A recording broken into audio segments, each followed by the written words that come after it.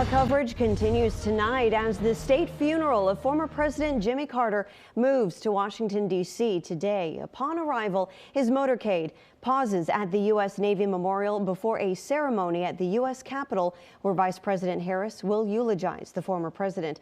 Washington correspondent Basil John reports.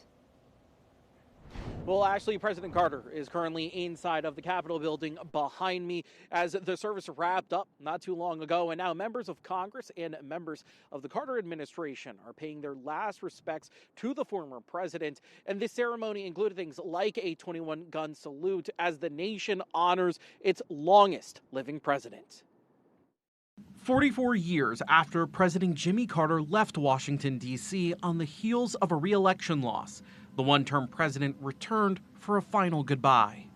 And he left the world better than he found it. Vice President Kamala Harris spoke at a service for Carter inside the Capitol Rotunda.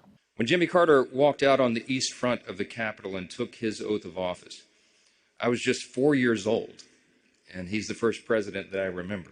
Former President Carter was first honored in Washington at the Navy Memorial downtown before a procession down Pennsylvania Avenue brought his casket to the Capitol building, where he will lie in state until his funeral on Thursday. Lawmakers like Senate Democrat leader Chuck Schumer honored his legacy.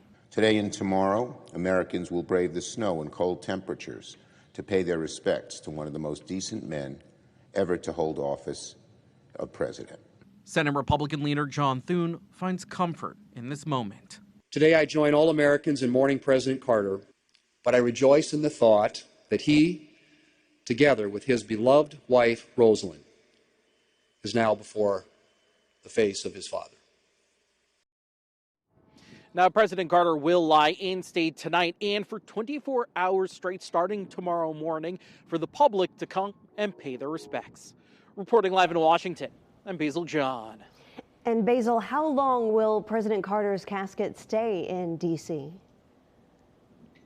Well, the casket will be here until Thursday. That is until after the ceremony and funeral services at the National Cathedral, where President Joe Biden will deliver the eulogy there. Afterwards, he will be sent back to Atlanta, where his body will be buried.